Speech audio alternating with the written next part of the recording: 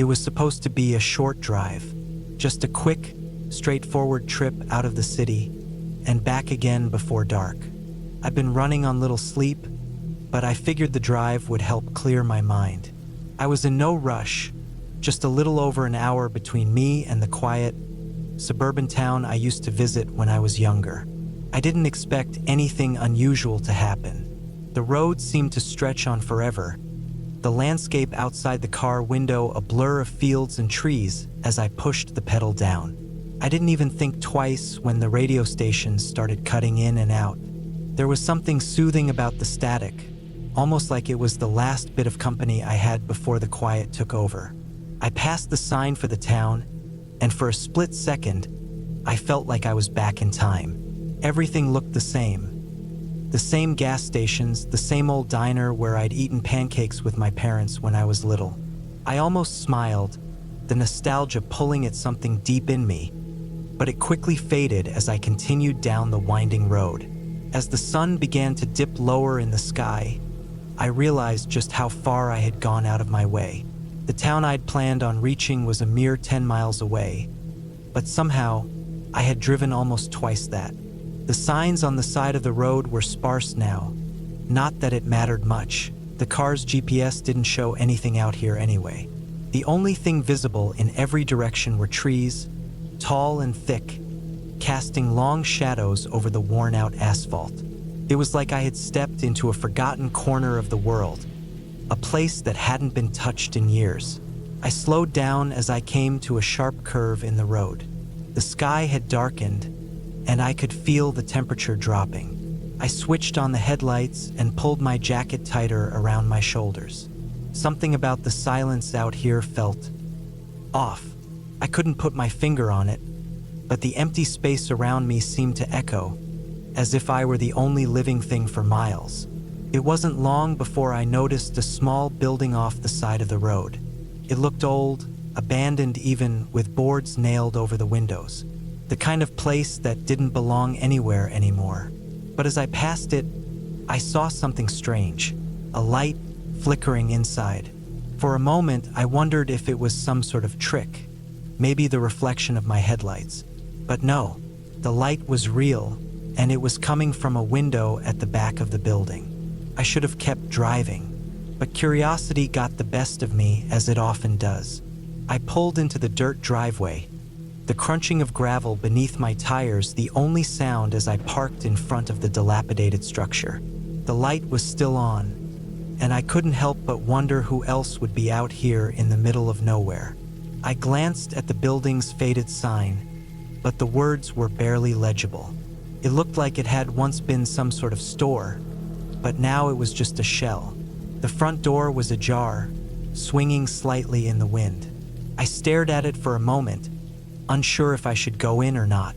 My gut told me to turn around, but the part of me that was still a little too curious pushed me forward. Stepping out of the car, I felt the cold air hit my face.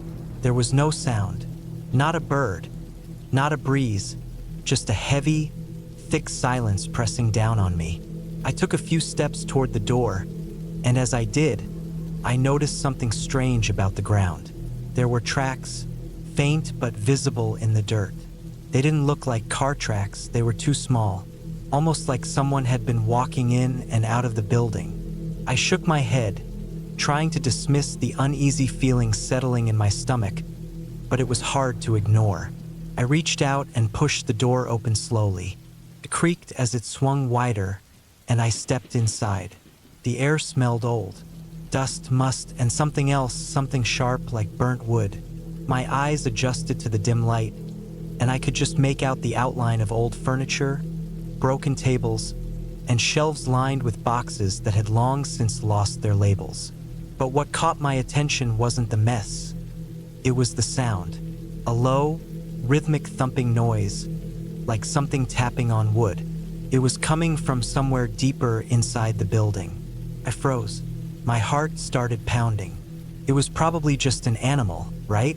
A raccoon or something stuck in the walls. But even as I told myself that, the noise grew louder, closer. I took a slow step back, but my foot hit something solid, and I turned quickly, catching a glimpse of something in the corner of my eye.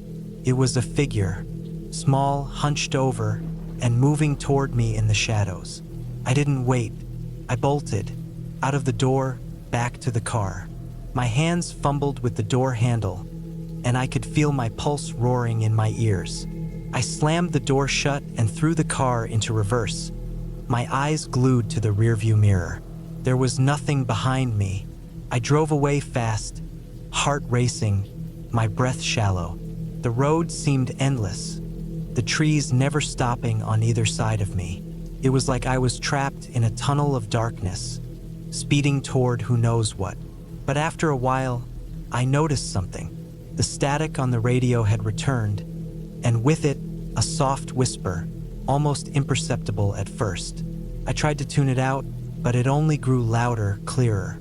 It was as if the words were just within reach, but I couldn't quite understand them. I pulled over again, telling myself I was just being paranoid. But when I looked at my phone, I saw that there was no signal. The battery was at 40%, and I had no way of calling for help. I sat in the silence for a long moment, trying to steady my breath. The whispering hadn't stopped. In fact, it seemed to be right there next to me. And then I heard it, someone knocking on the window. My heart nearly stopped. I turned slowly, expecting to see someone, anyone, standing there. But there was nothing, no one. The road was empty, the trees swaying slightly in the breeze, nothing out of the ordinary. I didn't stick around to figure it out. I put the car in drive and floored it, speeding down the road, not caring if I passed that old building again. I just wanted to be anywhere but here, anywhere but this lonely stretch of nothing. After a long while, I reached a small town. I didn't care what town it was, but I knew I was finally out of that void. I parked at the first gas station I could find and sat there for a few minutes, trying to calm my nerves. My hands were shaking. It wasn't just the fear. It was something else, something I couldn't explain. I stepped out of the car, the cool night air rushing to meet me. I needed a moment to breathe, to ground myself. The place was quiet, and the gas station attendant was nowhere to be found. I didn't care. I just walked across the street to the small diner, hoping for a hot cup of coffee, something familiar. When I walked in, I saw the woman at the counter. Her hair was a little frizzy, and she had a tired look in her eyes. She didn't seem surprised to see me. I don't know why, but I felt like she knew exactly what I was going to say before I opened my mouth. I didn't mention anything about the strange building or the feeling of being watched. I didn't tell her about the whispers. Instead, I ordered a coffee and sat at the window, staring out into the street, feeling the weight of the night finally lifting. The last thing she said to me before I left was, "You're lucky.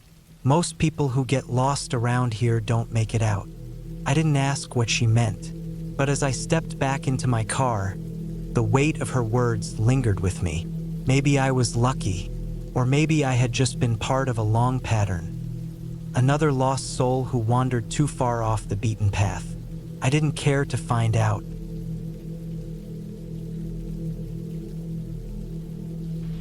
I've always loved hiking. It's a simple thing, really, just walking in nature, listening to the sounds of the wind through the trees, and the rhythmic crunch of leaves beneath your boots. I've hiked in many places before, across well-known trails, up through mountains, and into quiet forests. But this time was different. This time I had chosen a trail I didn't know much about.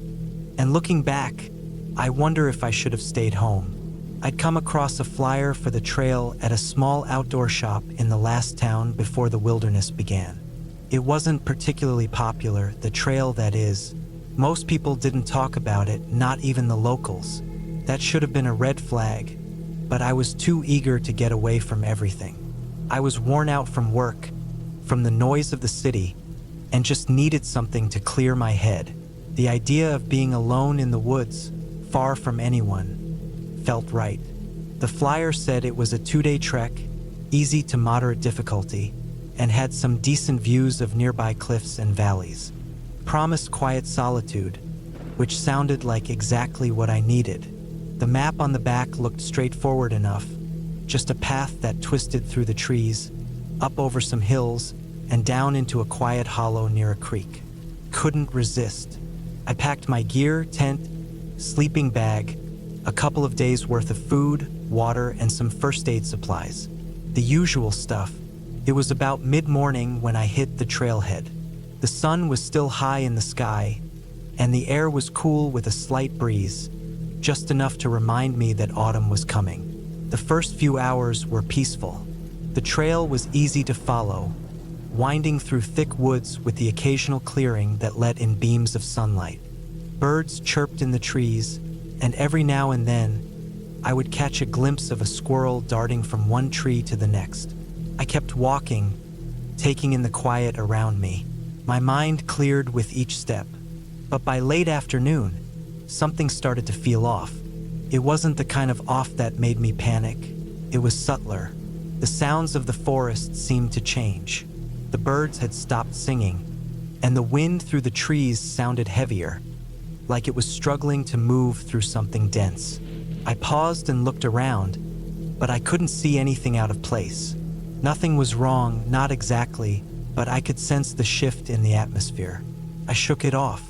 It wasn't the first time I'd felt uneasy in the woods. Sometimes it was just the isolation playing tricks on the mind.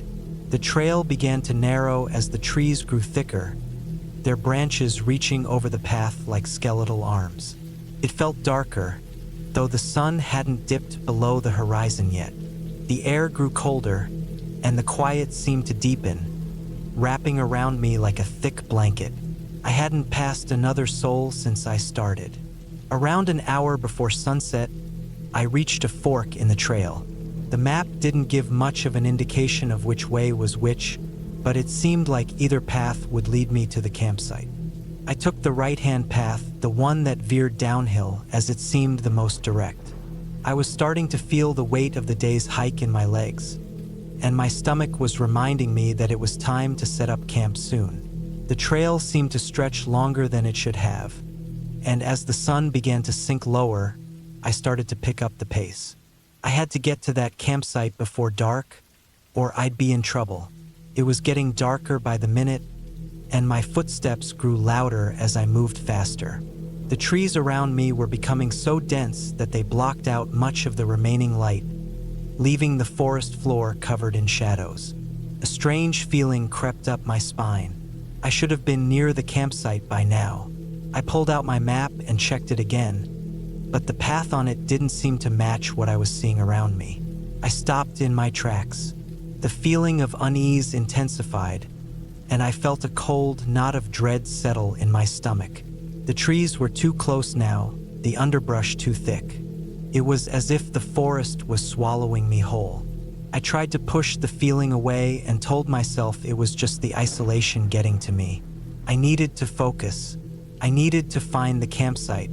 But the more I looked around, the more I realized that I hadn't seen a single trail marker since I'd turned onto this path. There were no signs of other hikers, no boot prints, no signs of worn soil. Just the sharp, unnerving quiet of the forest. I turned in circles, trying to spot something familiar, but nothing looked right. I pulled out my phone. There was no signal, of course. I wasn't expecting any, but it was a small comfort to know I could at least take a photo or call for help if needed. That's when I noticed something strange. My phone's battery was draining faster than it should have been, even though I hadn't been using it. Panic started to creep in. I shoved the phone back into my bag and took a deep breath, trying to calm myself.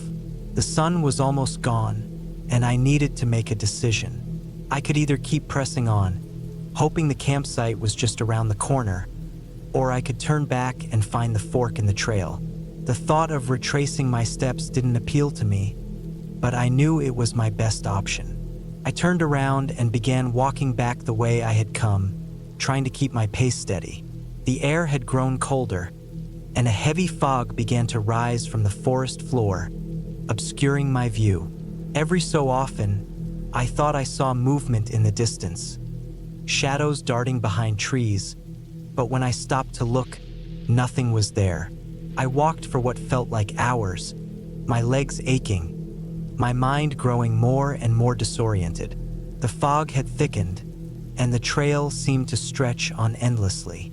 I stopped to rest for a moment, kneeling on a large rock. My breath was coming in quick gasps now, my heart racing. I needed to get out of here. I needed to find my way back to the trailhead, but I had no idea which way to go.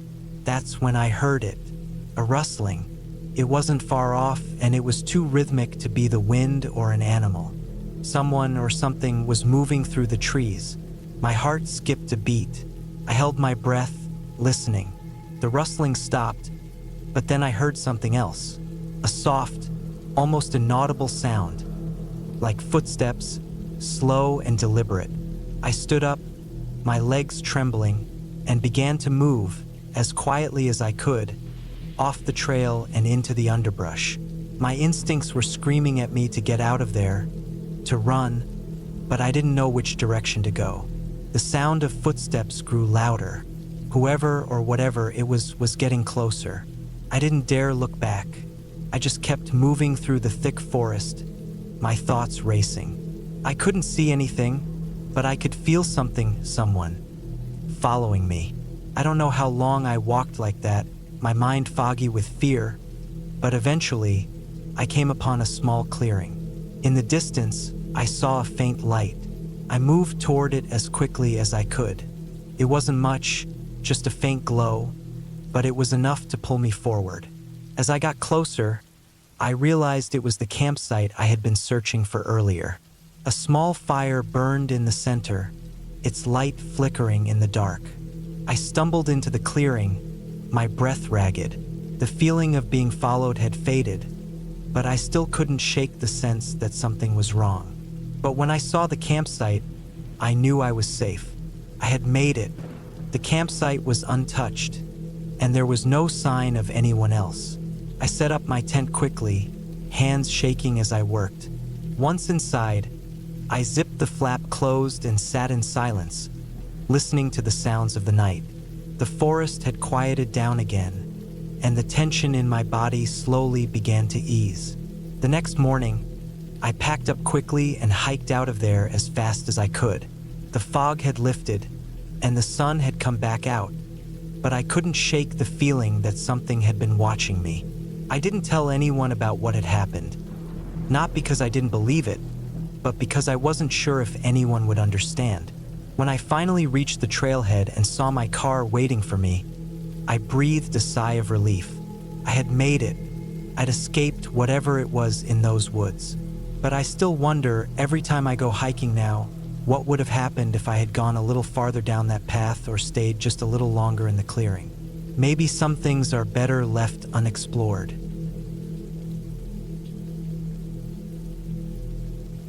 It was the kind of day that made me want to disappear into the woods. The sun was sinking, but not quickly enough. A cool breeze stirred the leaves as I stood at the trailhead, the sound of rustling foliage filling the air.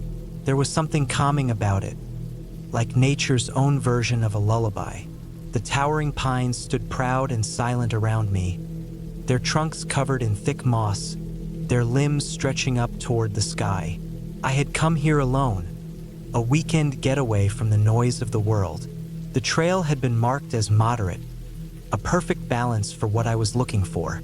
Nothing too intense, just a few hours to clear my mind. I should have known better. The hike began with ease. The trail was well worn, though it had a slightly overgrown feel to it. The path was narrow, winding around thick trees that arched overhead. The smell of pine needles and fresh earth was intoxicating, and the air had a crispness that made me breathe deeper with every step. Birds sang from the branches above, and the occasional rustle of small animals, squirrels probably, kept my senses alert, though it was more out of habit than anything else. The first hour went by smoothly. I was already far from the parking area, with no sign of any other hikers. The trail felt peaceful, almost comforting. I told myself I was being paranoid when I noticed the silence growing. The birds had stopped chirping, and the soft sounds of the wind rustling through the trees seemed to die down. It wasn't a complete absence of sound. There was still the occasional snap of a branch, but it felt different, more pronounced. I kept moving, thinking it was just me letting my mind wander. I was used to the stillness of nature, and I'd hiked alone plenty of times before. But something felt off that day, as if I was being watched, although I never saw anything. After a couple more hours, I began to notice the trail was becoming less maintained. The path was getting steeper and the vegetation more dense. The occasional rock formation jutted out from the earth, and the trees grew closer together, blocking out more light. I didn't think much of it at first. I had read a little about the trail online, and some parts were marked as a bit rugged. Still, my stomach began to tighten with a sense of unease, something that felt more primal than rational. I came across a fork in the trail. One path seemed to veer off to the right, toward a hill where the trees opened up, and the other led further down into the dense woods. The right path looked more like a shortcut, so I decided to take it, thinking I could get to a scenic viewpoint faster. I was wrong. The moment I stepped onto the alternate trail, the atmosphere shifted. The air felt heavier, as if the trees were pressing in on me. The distant chirping of birds was replaced by an unsettling silence, and I began to notice how still everything was. It wasn't just the absence of sound, it was the lack of movement. Even the wind seemed to have vanished. The air around me felt suffocating, like the forest itself was holding its breath. I pushed on, convincing myself it was all in my head. The trail narrowed further, and the trees closed in even tighter. The dense thicket of bushes and brambles made it harder to move through, and the light was barely filtering through the canopy now. I checked my phone for a signal, but it was dead. The battery had drained faster than I expected. I thought about turning back, but it was too late for that. I was already deeper than I had planned, and that's when I heard it, the faintest sound, like a soft shuffle in the underbrush. At first, I thought it was just an animal, maybe a deer or a raccoon. But then the noise came again, closer this time. It wasn't a normal rustling. It was deliberate, as if someone or something was moving just out of sight. My heart rate picked up. I stopped in my tracks, trying to listen carefully. The world seemed to be holding its breath again, but this time, I wasn't alone. I strained my ears, trying to pinpoint the source of the sound, but there was no clear direction, just a creeping sensation that someone or something was following me. I turned quickly, half expecting to see another hiker, but there was nothing behind me. The forest remained still, eerily so. I tried to shake it off, telling myself that it was just the forest playing tricks on me. But the feeling of being watched didn't subside. In fact, it intensified. I couldn't help but glance over my shoulder every few steps. The trail ahead became more difficult to navigate, and the trees grew denser. The path began to wind in unnatural directions, as though the forest was deliberately pulling me off course. Then, just as I thought the path couldn't get any worse, it opened up into a small clearing. But it wasn't the relief I expected. Felt wrong, too wrong. The ground was soft, like the earth had been recently disturbed. The trees around the clearing were twisted and gnarled, their bark blackened as if scorched by fire. But there were no signs of fire, no ash, just blackened trees and a strange, heavy smell in the air. I stepped forward, the eerie silence hanging like a shroud over the space. And then I saw it, pile of rocks, a cairn, not unlike the ones hikers usually stack along the trail to mark their way. But this one was different. It wasn't a neatly stacked pile of stones. It was haphazard, as if it had been thrown together in a hurry. And sitting on top of the rocks was a single red ribbon, tied tightly around one of the stones. It was frayed at the edges, as if it had been there for far too long. I stared at it for a moment, a shiver crawling up my spine. That ribbon, it didn't belong here. I was out in the middle of nowhere, miles from the nearest trailhead, and yet there it was, as if someone or something had deliberately placed it there. I backed away slowly, suddenly feeling the weight of the forest pressing in around me. The air grew colder, and the stillness felt oppressive. The sounds that had been absent before were now filling my ears. A faint creaking, a distant snap of a branch, the softest of footsteps behind me. My breath quickened, and I found myself glancing back over my shoulder more and more often. I couldn't stay there. I needed to get out. Turning on my heel, I began to retrace my steps, my eyes darting around as if expecting something, or someone, to emerge from the trees. I felt foolish for not having turned back sooner, but it was too late. I had wandered too far, and now the forest seemed to have swallowed me whole. I kept walking, though I had no idea where the trail was anymore. Every turn seemed to lead me deeper into the woods, further from the direction I had come from. The sunlight was fading, the shadows stretching longer with each passing minute. Panic started to rise in my chest. I was lost and I was alone. Then, just when I thought things couldn't get worse, I saw it, a figure standing in the distance. At first, I thought it was a tree, or maybe my mind was playing tricks on me. But no, as I blinked, the figure became clearer. It was a person, a man. His back was turned to me, and he was standing still, unmoving, in the middle of the trail. I called out, but he didn't respond. I took a cautious step forward, then another. But the moment I moved, the man turned and disappeared into the trees, vanishing like smoke. I froze. My heart pounded in my chest. That wasn't normal. No one else had been on the trail all day. I hadn't seen a single hiker since I'd left the parking lot. I didn't dare move. I stayed as still as I could, listening. The forest had gone completely silent again. I waited for what felt like hours, but nothing happened. No more footsteps, no more figures, just the oppressive quiet. Finally, I gathered the courage to move. I retraced my steps, faster now, my senses on high alert. My mind was racing, but my body was mechanical, moving without thinking. After what felt like an eternity, I finally found the main trail again. It wasn't much of a relief, though, because the sun had nearly set, and the darkness was closing in. I followed the main trail until I saw the parking area in the distance. My car still there, waiting for me. The moment I reached it, I slammed the door behind me, locking it quickly. I didn't look back. The drive home was a blur.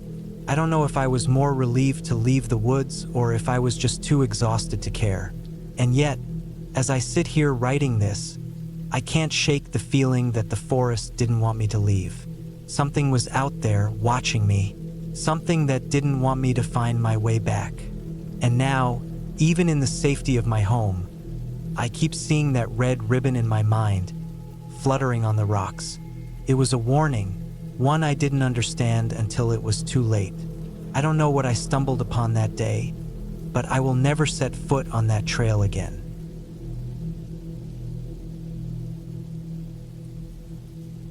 I'll never forget the day I decided to take the back roads. It was one of those rash decisions you make when you're fed up with the mundane and looking for some kind of adventure, though I wasn't exactly expecting the kind I got. I'd been driving cross-country for hours, trying to make my way back home after a family visit that stretched too long. I'd promised myself I'd avoid highways this time, just to see more of the country. A few hours into the trip, I found myself on a narrow, two-lane road that didn't even show up on my GPS. That should have been the first warning sign, but I was too stubborn to turn back. The road was bordered by thick woods on both sides, tall pines and oaks casting long shadows in the late afternoon light. Every so often, the trees would part just enough to reveal rolling fields or the occasional dilapidated barn. I kept driving, confident that the road would eventually lead to a main route. But the miles stretched on, and the road seemed to grow narrower, winding deeper into what felt like the middle of nowhere. The first real sign of trouble came when I noticed my gas gauge dipping dangerously close to empty. I cursed myself for not filling up earlier. I hadn't passed a gas station in hours, and there was no sign of civilization anywhere. I told myself I'd find something soon. There had to be a town or at least a house somewhere up ahead. But the road just kept going, the trees closing in tighter, the light fading faster. By the time the sun dipped below the horizon, I was running on fumes. I turned off the AC to conserve gas and cracked a window. The cool evening air carried the scent of damp earth and pine, but it did little to calm my nerves. My phone had lost service hours ago, and I hadn't seen another car in just as long. Then, just as my gas light started blinking, I spotted a small dirt road branching off to the right. There was a rusty metal sign half hidden in the undergrowth, but the lettering was too faded to read. I slowed down, debating whether to take it. The road didn't look promising, but at that point I didn't have much of a choice. I turned onto the dirt path, my tires crunching over gravel and twigs. It was even narrower than the main road, with low-hanging branches that scraped against the roof of my car like skeletal fingers. After about a mile, I saw a faint light through the trees. Relief washed over me. A house, maybe? Or a cabin? I'd take anything at this point. As I got closer, I realized it wasn't just one light but several, scattered across what looked like a cluster of small buildings. It wasn't a town exactly, but it was something. I pulled up to what appeared to be a general store. The building was old, the wood weathered and gray, with a sagging roof and a single flickering bulb above the entrance. There were a few other structures nearby, a couple of houses, a barn, and what looked like a workshop, but no cars, no people, no movement. The place felt abandoned, yet the light above the store suggested otherwise. I killed the engine and stepped out, the sound of my door slamming echoing in the stillness. The air was colder now, and the silence was oppressive. No crickets, no rustling leaves, nothing. I walked up to the store, the wooden porch creaking under my weight.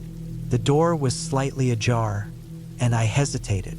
Something about the place felt off, but I was desperate. I pushed the door open and stepped inside. The interior was dimly lit, with shelves stocked sparsely with canned goods, dusty bottles, and miscellaneous items. A small counter sat at the back, but there was no sign of a cashier. "Hello," I called out, my voice sounding too loud in the quiet space. No answer. I walked up to the counter, my footsteps echoing on the wooden floor. A bell sat on the counter, so I gave it a tap. The sharp ding rang out, and then silence again. I waited, glancing around the store. There was a strange smell in the air, something metallic and sour. It wasn't overwhelming, but it was enough to make me uneasy. After a few more minutes of waiting, I decided to look around outside. Maybe whoever ran the place was in one of the nearby buildings. I stepped back onto the porch and scanned the area. The barn was the closest structure, its doors slightly open. I walked over, the gravel crunching under my boots. The barn was dark inside, but I could make out the shapes of tools hanging on the walls and bales of hay stacked in the corner. It didn't look like anyone had been there recently. As I turned to leave, I noticed something glinting in the moonlight near the edge of the barn. I walked over and saw a row of cars parked haphazardly in the grass, partially hidden by the tree line. There were at least 6 or 7 of them, all in varying states of decay. Some had flat tires, others were covered in rust, and a few looked like they'd been there for decades. My stomach sank. Why would there be so many abandoned cars here? I backed away, my pulse quickening. Something about this place wasn't right. I decided to head back to my car and keep driving, gas or no gas. As I walked back toward the store, I noticed a faint sound in the distance. A low, rhythmic thumping. It was faint but unmistakable, like the sound of something heavy being dragged across the ground. I froze, straining to listen. The sound seemed to be coming from behind one of the houses. Every instinct told me to get back in my car and leave, but curiosity got the better of me. I crept toward the house, keeping to the shadows. The sound grew louder as I approached, and I could make out a faint light coming from one of the windows. I peered around the corner of the house and saw a figure moving in the yard. It was a man, his back to me, dragging what looked like a large, heavy bag across the ground.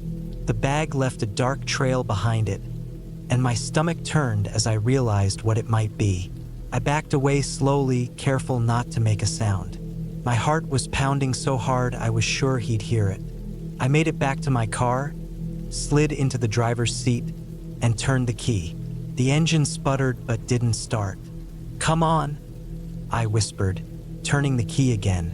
The engine roared to life, and I threw the car into reverse, backing out onto the dirt road. As I sped away, I glanced in the rearview mirror and saw the man standing in the middle of the road, watching me. He didn't move, didn't try to stop me. He just stood there, silhouetted against the faint glow of the store's light. I didn't stop driving until I was miles away, the gas gauge well past empty. Eventually, the road led me to a small town, where I found a gas station and filled up. I told the attendant about the place I'd found, but he just gave me a blank look. "Ain't nothing out that way," he said. "Just woods." I didn't argue. I just paid for my gas and got back on the road, sticking to the highways this time. I've thought about that place a lot since then, about the man and the cars and the dark trail leading from that bag.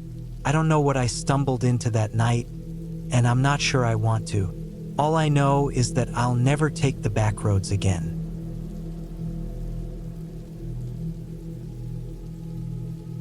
The engine sputtered, and the car's tires kicked up the last of the gravel as I coasted to a stop. I glanced at the gas gauge, empty. Not the kind of empty where you have a little left, but the kind where the needle is below E and the light on the dashboard has been blinking for miles. I looked around, trying to get my bearings. I'd been driving for hours, lost in the middle of nowhere. Nothing but flat land in every direction and a faint smell of dampness in the air. I had no idea when I had taken the wrong turn. One minute I was on a well-paved road, the next I was on some forgotten stretch of highway with no signs of civilization. I wasn't even sure which direction I had come from or where I was heading. The GPS had given up hours ago, and my phone was showing no signal. I hadn't seen another vehicle in over an hour, and the trees and fields surrounding me seemed to stretch forever. The world felt too quiet, as if it was holding its breath. I stepped out of the car, stretching my legs and wiping a bead of sweat from my forehead. The sun was starting to dip low, casting long shadows across the empty land. I knew I had to figure something out. I couldn't stay out here with nothing to go on. There was no gas station, no small town, not even a house in sight. Just the endless road and a few scraggly bushes clinging to life in the dry earth. I checked the trunk to see if I had anything that might help. A couple of water bottles, a blanket, and a flashlight. Not exactly survival gear, but better than nothing. I didn't know how far it was to the nearest town, but I knew I couldn't wait until dark. I had to make a decision: stay with the car and hope someone would pass by or try walking. Neither option felt good, but the thought of sitting in the car, waiting to see if anyone noticed my stranded vehicle, seemed worse. The road was straight and empty, but I took a deep breath and started walking. The grass underfoot was dry and cracked in places, the earth parched from weeks without rain. My shoes kicked up small clouds of dust with every step. It felt like the kind of place that had no end, just endless stretches of dirt, cracked earth, and silence. After walking for what felt like hours, the sun had nearly set. The temperature had dropped significantly, and I could see my breath in the cool evening air.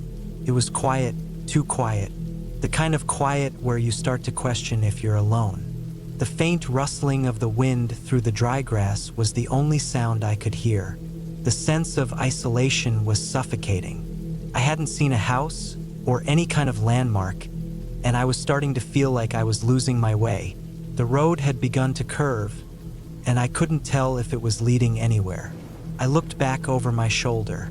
The car was a tiny dot now, barely visible in the distance. I had already walked farther than I had planned, and I knew I couldn't afford to keep going without a plan. I started to feel the first signs of panic. What if no one found me?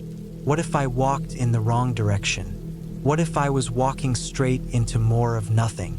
I tried to push the thoughts aside and focus on putting one foot in front of the other, but it was getting harder to ignore the mounting anxiety in my chest. I stopped to catch my breath, wiping sweat from my forehead and rubbing my eyes. I took a long drink from one of the bottles I'd brought with me, hoping it would help me calm down. The road in front of me seemed to stretch endlessly into the distance, a dark line that faded into the horizon. Out of nowhere, I heard a sound. At first, I wasn't sure if it was real. I stood still, listening. It was faint but unmistakable, an engine. Car coming from behind me.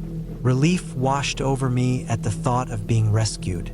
I turned around, half expecting a car to appear around the bend. But the road remained empty. My heart sank. Maybe I had imagined it. I strained my ears, but the sound was gone, leaving nothing but the silence. I didn't know whether to keep going or turn back. The feeling of being watched started creeping over me. I turned in circles, trying to make out any movement, any sign of life, but the land remained still. I tried to focus. Maybe I had heard the sound from a distance. Maybe it was just a truck passing through somewhere far off, and the wind had carried it toward me. But why couldn't I see anything? It didn't make sense. The sound had been clear. I'd been on this road long enough to know that nothing ever passed by. I started walking again, faster this time, as if my body could outrun the unease that had settled in my bones. My pulse quickened, and the hairs on my neck stood on end. I had the strangest feeling that I wasn't alone, that someone, or something, was out there, watching me. The road was still empty, and the fading light of the sun made it harder to see. It was as if the world had shifted, like time itself had slowed down. Every step I took felt heavier, as though the air was thickening with tension. Then, without warning, the sound came again, this time closer. I froze, my heart hammering in my chest. Car was coming. I turned around, praying that I wasn't imagining it this time. There was no way I could get away fast enough if it was someone with bad intentions. I had no weapon, no way to protect myself. The engine grew louder, closer, until I could see the headlights in the distance, shining like twin beacons in the darkness. The relief that rushed over me was almost overwhelming, but something about the way the car was approaching felt wrong. It was too fast, too sudden, and there was something off about it. It came around the bend, a black SUV barreling down the road, too fast for the conditions. My stomach dropped. I wanted to wave to make sure they saw me, but something in the back of my mind told me to be careful. I stepped back off the road and into the grass, feeling my pulse race. The car slowed as it neared me, and for a moment, it seemed like it would just pass by. But then it stopped. The engine idled, and the headlights shone directly on me. I felt my breath catch in my throat. The driver didn't speak, didn't even roll down the window. I stood there, waiting for something to happen. I didn't know whether to approach or turn and run. The seconds felt like hours. Finally, after what seemed like an eternity, the window rolled down, and a voice called out, "Need a ride?" I hesitated. The voice was calm, but there was something in the way the man spoke that made my skin crawl. It wasn't the kind of offer you'd get from someone genuinely trying to help. There was an edge to it, a tone that made me question everything. I shook my head. "No, I'm fine. Just need some help with my car." The man didn't respond right away. The car's engine hummed softly, and I could feel his gaze on me, though I couldn't make out any details of his face in the darkness. Something felt wrong, so wrong, that I couldn't explain it. The silence dragged on for what felt like a lifetime. Finally, the man spoke again, his voice low. "If you're sure, but you're a long way from anywhere. You shouldn't be out here alone." "I'll be fine," I said, backing away, my instincts screaming at me to leave. "Thanks, but I'm good." The car idled for a moment longer. Then, without another word, the window rolled back up, and the SUV slowly pulled away, disappearing into the night. I stood there, frozen, watching the taillights fade into the darkness. I didn't wait. I didn't look back. I turned and started walking in the opposite direction, my legs shaky beneath me, my mind racing. I didn't know who that man was or why he had stopped, but I knew one thing for sure. I had made the right choice not accepting his offer. The air felt thick with danger, and I had no intentions of finding out what he had in mind. It wasn't until I finally saw a distant light flickering ahead, a sign of civilization, that I let myself believe I might make it out of there. It was still miles away, but it was something, a chance. By the time I made it to the small gas station, I was shaking from exhaustion and relief. I didn't look back once, and I never found out who that man was or what his intentions were. But I did make it. I did get out, and I never took the road less traveled again.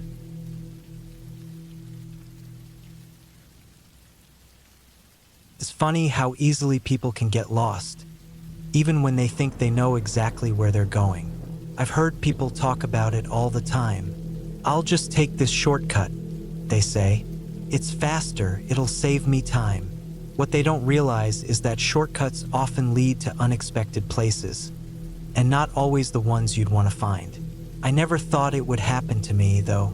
I mean, I'm not the type of person who gets lost. I'm a practical guy. I've done a lot of traveling, road trips, camping, hiking, and I'm good with directions. Or at least I thought I was. The whole thing started when I decided to take a different route home from work one night. It was late, maybe around 10 p.m., and I was tired. My usual route was always the same: the highway to the main road, past the gas station, then a right turn onto a small country road that would take me home. That night, though, something told me to try a shortcut. Maybe I was too eager to get home. Maybe it was because I'd seen a sign for a new road that promised a faster route, or maybe it was just a whim. Whatever the reason, I ignored my instincts and turned onto the new road. First, everything seemed fine. The road was narrow but well paved, and there was barely any traffic. I passed a few houses, some old barns, and a couple of rusted cars parked in front of weather-beaten trailers. Everything seemed pretty normal for the middle of nowhere. The air was crisp, and the quiet of the night was unsettling in a way that made my skin prickle. But I didn't think much of it. After all, I'd been on roads like this before. I drove for what felt like an hour. The farther I went, the more the road twisted and turned, narrowing and fading into a gravel path. I noticed how much darker it was out here. There were no streetlights, no signs of life. Just me, my car, and the headlights slicing through the blackness. A few trees leaned over the road, their branches making eerie shadows that danced in front of my headlights. It didn't bother me at first. I figured the road would open up again soon, like every other shortcut I'd taken in the past. But the more I drove, the more I realized this wasn't just a shortcut. It was an isolated path leading somewhere far from civilization. I checked my phone. No service. Of course, I always forget that out here the signal's spotty at best and non-existent at worst. But it wasn't a big deal. I had enough gas. I knew the general direction of where I was headed, and there was no reason to think anything could go wrong. Then I saw it. A turn-off just ahead. It wasn't marked by any sign, and the road looked even more overgrown than the one I had been on. A small wooden post stuck out from the grass, half-rotted and barely noticeable in the dark. But something about it caught my eye. It seemed off. A chill ran through me as I slowed the car and approached it. The road curved, and I could just make out a small trail leading into the trees. The kind of trail that no one ever uses anymore. The kind that seemed almost like it was begging not to be followed. I don't know what made me do it, but I turned onto that road. I kept driving slowly, hoping that I'd find a clearing or something to break the dense woods surrounding me. The trees closed in tighter as I went on, their branches nearly touching my windshield. It was suffocating. The air felt heavier here, thick with the smell of damp earth and pine needles. The silence was almost too quiet, if that makes sense.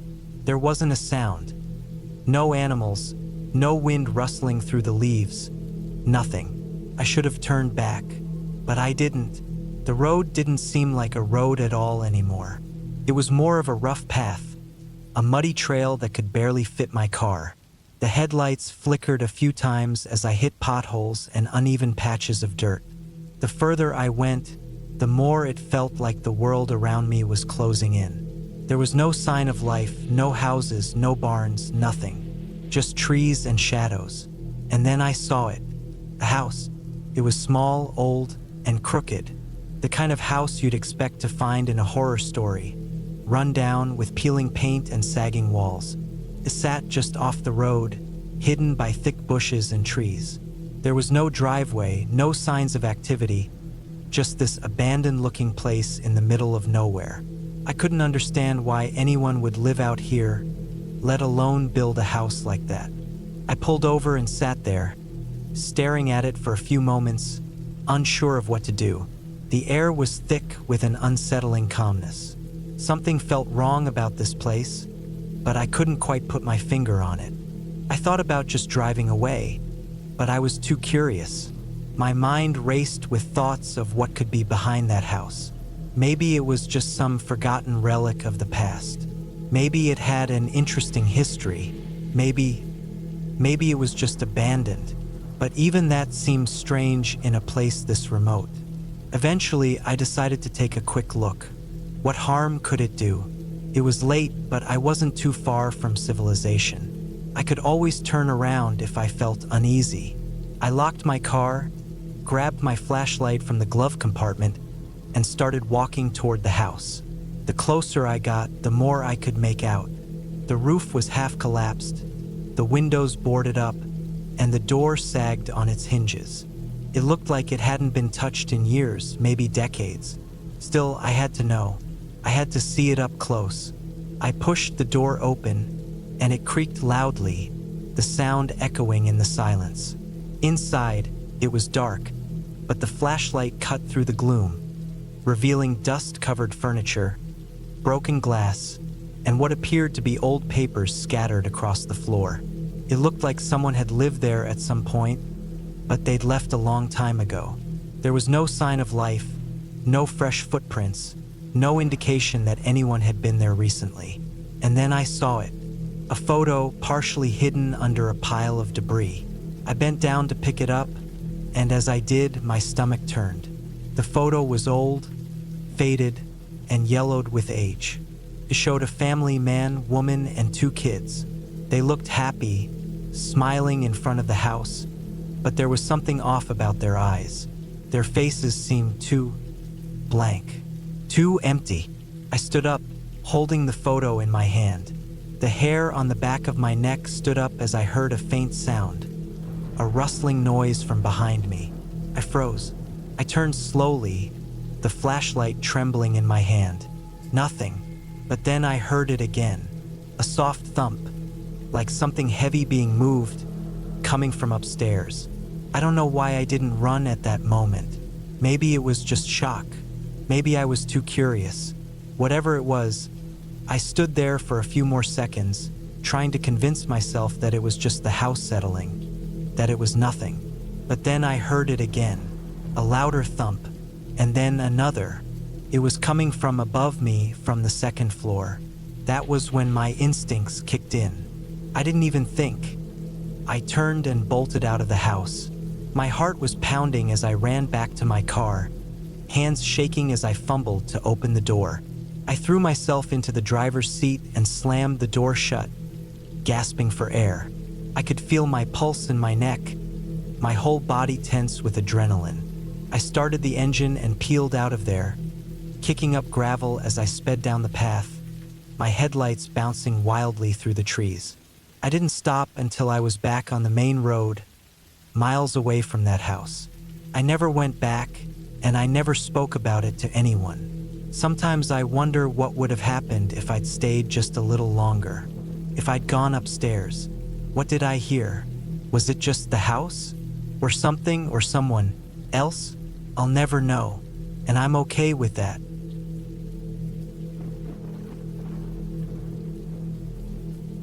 I remember the moment when I first realized I was lost.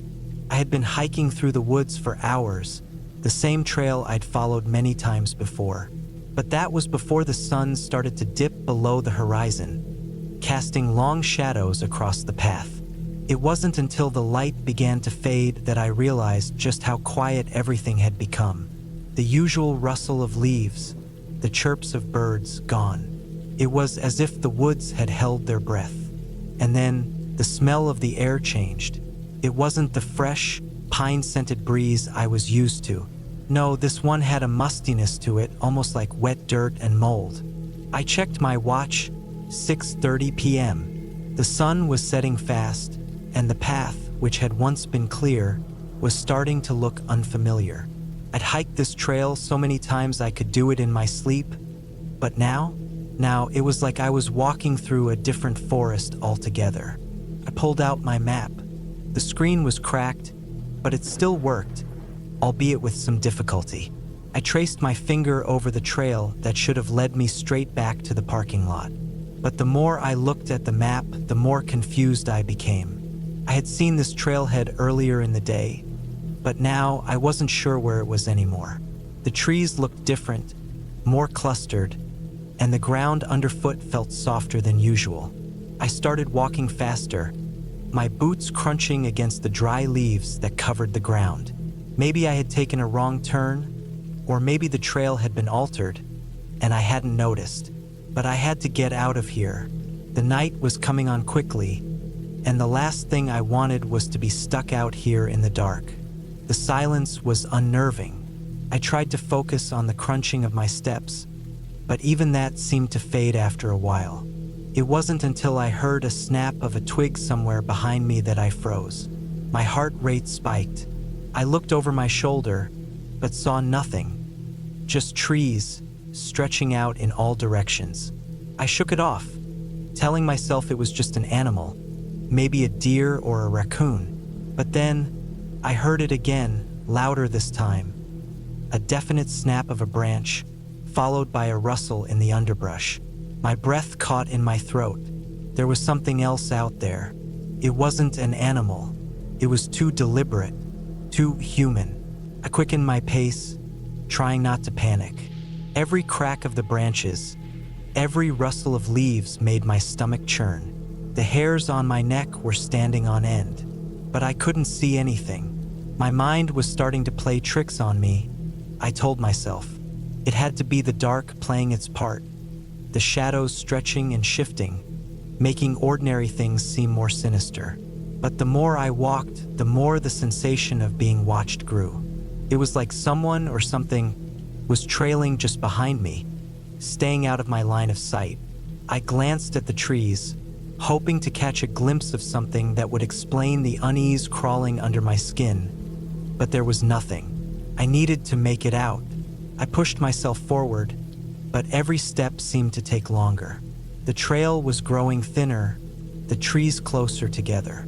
The path was no longer marked with the familiar yellow arrows on the trees that I had been following earlier. The woods were changing. I was changing with them. My breathing became shallow, my mind spinning with all the possible explanations. Maybe I had taken a wrong turn. Maybe I had circled back and didn't even know it. I stopped to catch my breath, scanning the woods for any sign of where I was or where I should go. My phone was dead, the battery drained earlier in the day. The map on my phone, which had once felt like a safety net, was useless now. I pulled it out anyway, squinting at the cracked screen. Nothing. The path didn't match up with the map anymore. Panic began to settle in, and I cursed myself for not taking a better look before the sun started to set. But that didn't help now. What was worse than being lost was knowing that I wasn't alone out here. The feeling of being watched had not dissipated. I could still hear the faint rustling behind me, but I couldn't turn around. I couldn't let whatever it was know that I was afraid. I kept walking, my legs aching, my pace slower, more deliberate. The trees around me were starting to twist in strange ways, their branches reaching out like claws. It was as though the forest was closing in, trapping me. The darkness was overwhelming now. The last vestiges of sunlight had disappeared completely, leaving only the pale, ghostly light of the moon to illuminate the trail ahead. The shadows were deep, and the forest had taken on a sinister quality. I could barely make out the path now, and each step felt like a small victory. But every noise, every creak of a branch or rustle of leaves, made my heart race. I heard footsteps behind me.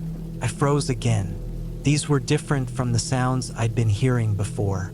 This time it was too deliberate, too real. Someone was following me. The panic surged and I ran. I didn't think. I didn't hesitate. I ran as fast as I could, ignoring the branches that slapped at my face and the roots that twisted underfoot. I didn't stop. Couldn't. My mind was screaming at me to get out, to keep running. Every instinct in my body told me that if I stopped, if I slowed down, I wouldn't make it out of the woods. The forest seemed endless. The more I ran, the more I realized I had no idea where I was. The trail had disappeared. I was running through the woods, lost with something or someone, right behind me. Then I stumbled. My foot caught on a root and I fell forward, hitting the ground hard. My palms scraped against the dirt and my knees slammed into the ground. I gasped for air, my chest heaving. I could hear the footsteps behind me now, close, too close. I scrambled to my feet, but my legs felt like lead. I couldn't move fast enough. I had to get away. There was a crack, and suddenly, I felt a hand on my shoulder. My heart stopped. I spun around, fists raised, but there was no one there, just empty space. I stood there, gasping for breath, staring into the darkness. The woods around me seemed to pulse, alive, as if they were watching me. I could feel it. I could hear it, the sound of someone or something moving in the shadows. But then, a strange calmness washed over me. I took a deep breath and let it out slowly. The fear that had gripped me seemed to loosen its hold. I stood there for a moment, eyes wide, waiting for something, anything, to happen. But nothing did. I reached into my pocket, my fingers brushing the cold metal of my keys.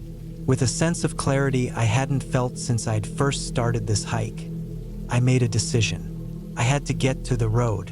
If I could make it to the road, I could find my way back. I began walking slowly at first, then picking up the pace.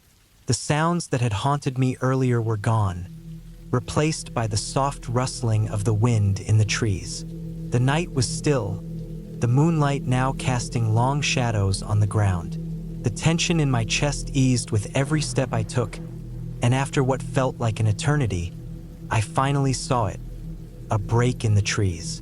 I stepped through the trees and onto the gravel road. The familiar sound of tires crunching over the stones was the most comforting thing I had ever heard. I had made it out. The walk back to my car was quiet, and when I reached it, I didn't hesitate to get in and drive. I didn't even look back at the woods.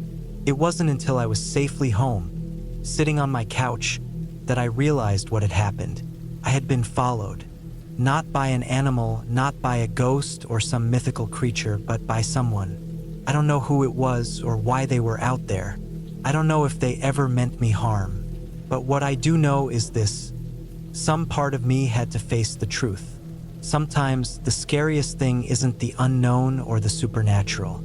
It's the fact that even in the middle of nowhere, you're never truly alone.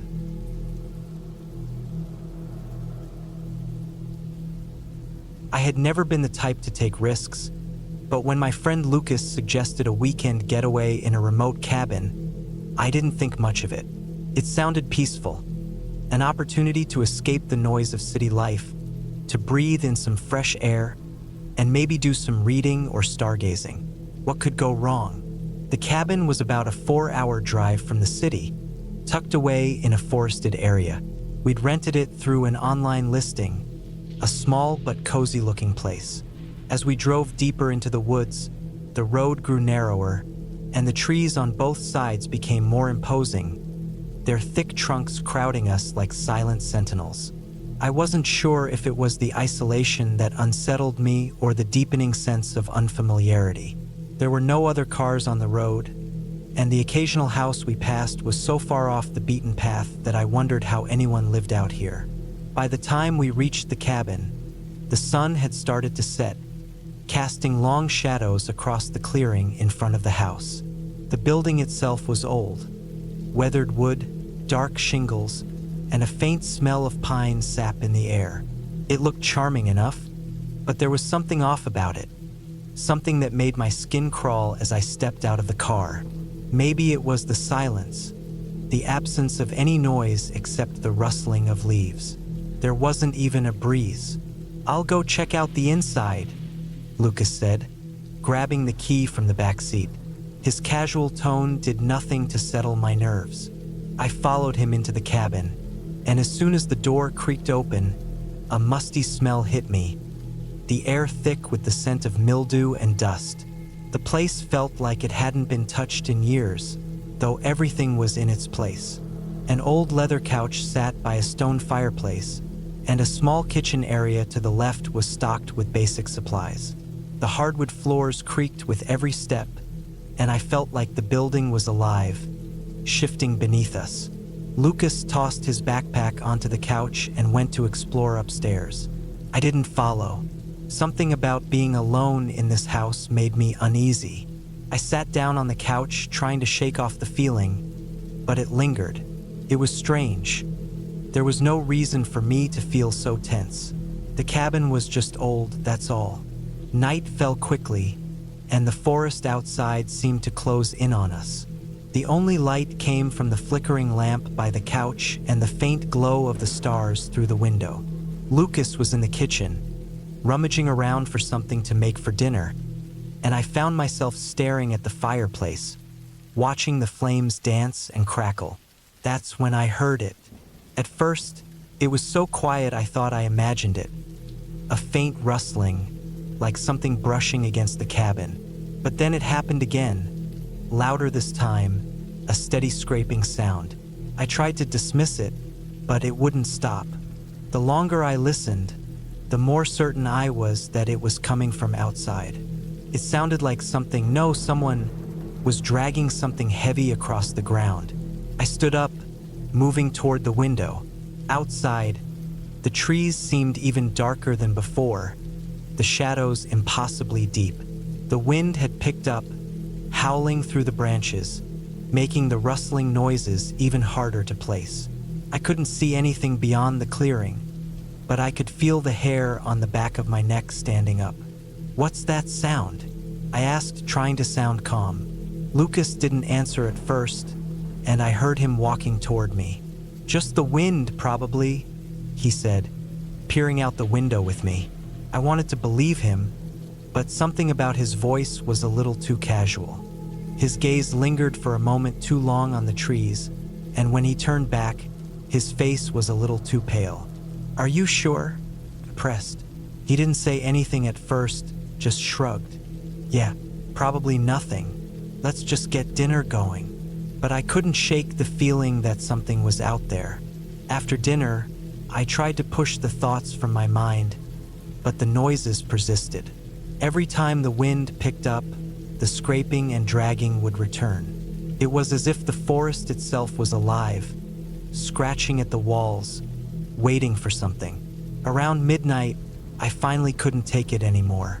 I grabbed a flashlight and went outside, hoping that whatever it was would just be some animal, some branch caught in the wind. But the moment my boots hit the cold dirt of the clearing, the sound stopped. For a long, tense moment, I stood there, listening, hoping for something to give me a clue. Nothing. I walked around the cabin, shining the beam of the flashlight through the trees. The beams flickered off the bark, catching glimpses of movement in the underbrush. It felt like something was watching me from the darkness, but when I swung the light around, there was nothing there, just trees and shadows. Then, from behind me, I heard a loud crack, a snap of a branch breaking, loud enough to send a shock through my body. I spun around, but there was nothing there. The silence that followed felt even more oppressive than before. I went back inside, locking the door behind me and feeling the tension in my chest build. "I don't like this," I muttered, my voice low. Lucas raised an eyebrow but didn't say anything. He seemed lost in thought, staring at the fire again. "You sure it's nothing?" I asked, though I already knew the answer. "Yeah," he replied without looking at me. "Probably just some animal. Maybe a bear or something." I didn't buy it. There was something off about this place, something that felt wrong in a way that I couldn't explain. It wasn't just the noises, it was the feeling that came with them, like they were purposeful, deliberate, like whatever was out there knew we were here. The night dragged on. I lay in bed, wide awake, the darkness pressing in on me. Every creak of the floorboards, every shift of the wind outside felt amplified, like it was part of something bigger. I could hear Lucas snoring softly, but I couldn't sleep. I kept thinking I heard footsteps outside, or a faint rustling of leaves, but whenever I listened closer, it would stop. I stayed like that for hours, listening to the silence, feeling the walls close in. Eventually, exhaustion took over, and I drifted off. But even in sleep, I dreamed of dragging sounds and shadows moving outside the window. Morning came too soon, and I woke to the sound of birds chirping, the sun filtering through the trees. But the relief was short-lived. When I looked out the window, I noticed something that made my stomach twist. Tracks. Deep gouges in the dirt, leading from the edge of the clearing toward the cabin. They were fresh, still damp with dew, and they weren't from any animal I recognized. The marks were too long, too deliberate, like someone had dragged something heavy across the ground. My pulse quickened, and I turned to Lucas, who was still in the kitchen, humming to himself. I didn't want to make a big deal of it, but the sight of those tracks felt like the last piece of a puzzle I didn't want to solve. "We need to leave," I said, my voice trembling. He looked at me, confused. "Leave? It's just a few tracks, probably from a deer or something." I shook my head. "No, this feels wrong." Lucas didn't seem convinced, but he agreed to pack up. We spent the next hour gathering our things, but every step we took felt like we were being watched. The tracks were all over the clearing, converging toward the cabin, and that eerie feeling never left.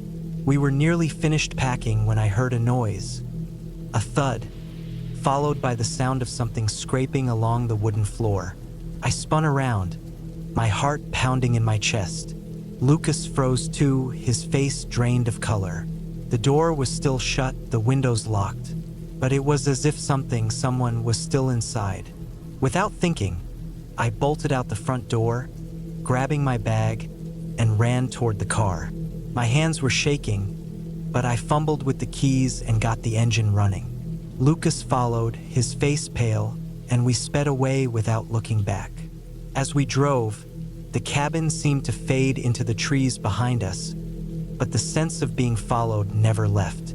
Even now, I can't shake the feeling that something was waiting for us in those woods.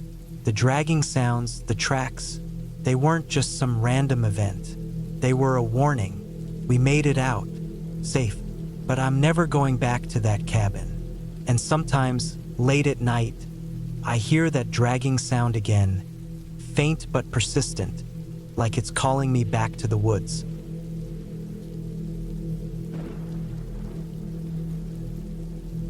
It had been a long week at work, and the idea of escaping to the woods for the weekend seemed like the perfect remedy. I had been planning this solo camping trip for weeks. No distractions, no cell service, just the peace of nature. A few friends had offered to join, but I preferred solitude.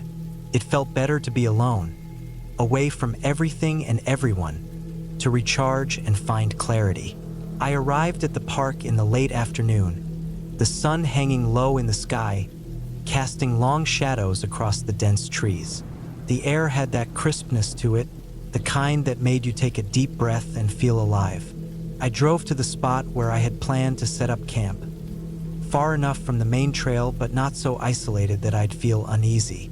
Just the right balance.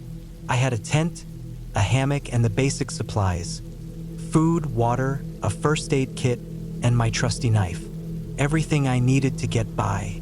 The campsite was nestled between a small creek and a towering ridge.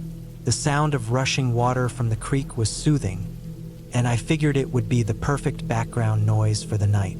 I started setting up my tent, unpacking my gear with methodical precision. The air smelled of pine and damp earth, and the sunlight filtered through the trees in soft beams, giving everything an ethereal glow. By the time I had everything in place, the sun had nearly set. I built a fire, watching the flames crackle and dance.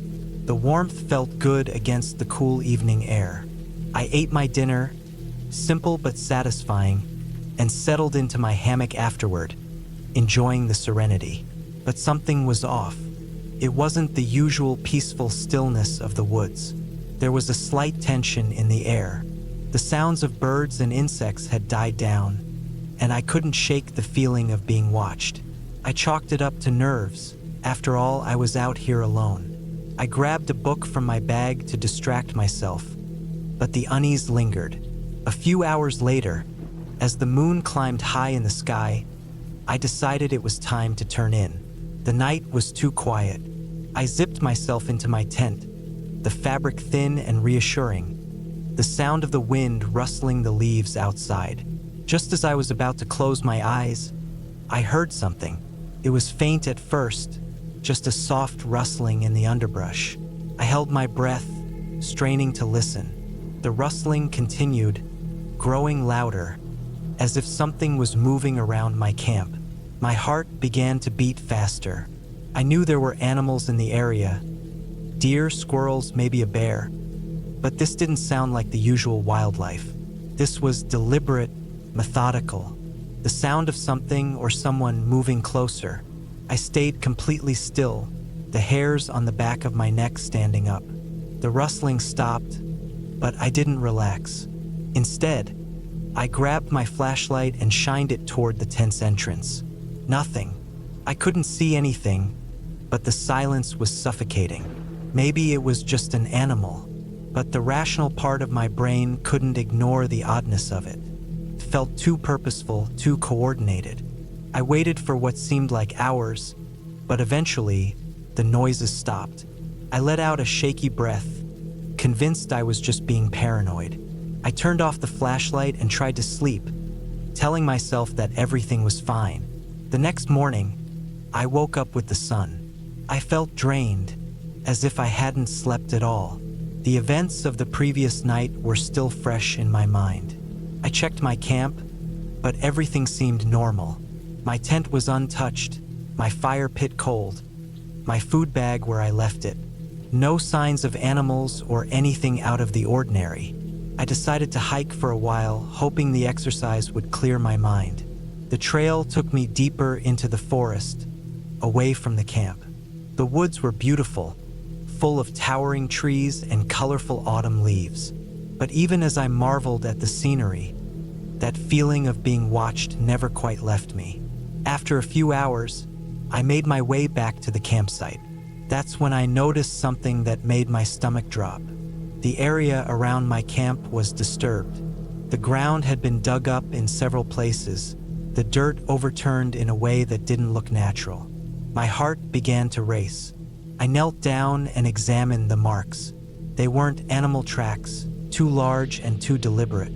Something had been digging around my campsite, and it wasn't a bear or a raccoon. I searched the area, feeling more exposed than ever. The woods, which had seemed so inviting at first, now felt ominous. My nerves were frayed, and the weight of the previous night's events hung over me like a dark cloud. I checked my supplies. Nothing seemed out of place, but I couldn't shake the feeling that something was wrong. I spent the rest of the day pacing around, trying to stay busy, trying to stay alert. The sun dipped below the horizon, and I knew night was coming again. The fear from last night gnawed at me, but I couldn't bring myself to leave. I didn't want to be the person who left just because of a few odd noises. I made another fire and sat by it, my mind racing. That's when I heard it again. The same rustling sound from the night before, this time closer, more pronounced. My heart pounded in my chest as I gripped the flashlight in my hand. I scanned the dark perimeter of my camp, but saw nothing. Then, there was a sound that made my blood run cold. A low, guttural growl, unlike anything I'd heard before, came from the trees just outside my camp. I froze, not daring to move. My mind raced through possible explanations. An animal? Person? But none of them felt right. The growl was too deep, too unnatural. I grabbed my knife and moved to the edge of the firelight. The growl came again, closer this time, followed by a series of loud, quick footsteps. Something moving fast. It wasn't an animal, I was sure of it. My hands trembled, and I could hear the sound of my own breath, shallow and panicked. I didn't wait to see what it was. I grabbed my pack, shoved my gear into it as quickly as I could, and unzipped the tent. Without thinking, I bolted. I didn't care where I was going. I just needed to get out of there. I ran through the woods, the ground uneven beneath my feet, the trees blurring past. The growls continued, always just behind me, like a predator stalking its prey. My mind screamed for me to stop, to take a breath, but I couldn't. I pushed on, adrenaline coursing through my veins. I didn't know how long I ran. The dark forest seemed endless, the growls never fading, always in pursuit. My legs burned, my chest ached for air, but I kept running. Then, as suddenly as it began, the growling stopped. The air was thick with silence, and the only sound was the frantic beating of my heart. I slowed to a stop, my body trembling with exhaustion. I could barely see in the dark, but I knew I had to keep moving. I needed to find shelter, safety. After what felt like an eternity, I stumbled upon a ranger's cabin. One of those old, abandoned structures meant for emergencies. I hurried inside, locking the door behind me. My hands were shaking as I collapsed to the floor, too tired to stand. The growls were gone, but the fear hadn't left me. I spent the rest of the night in the cabin, too afraid to sleep, too afraid to even move. When morning came, I didn't wait. I left the cabin and walked back to the main road, hitching a ride to the nearest town. The woods, the camp, everything felt like a distant nightmare. I never went back to that place. Looking back, I can't explain what happened. I've tried to make sense of it in the years since, but nothing fits. There was no clear danger, no visible threat, but the terror I felt was real. Some things in nature, I believe, aren't meant to be understood.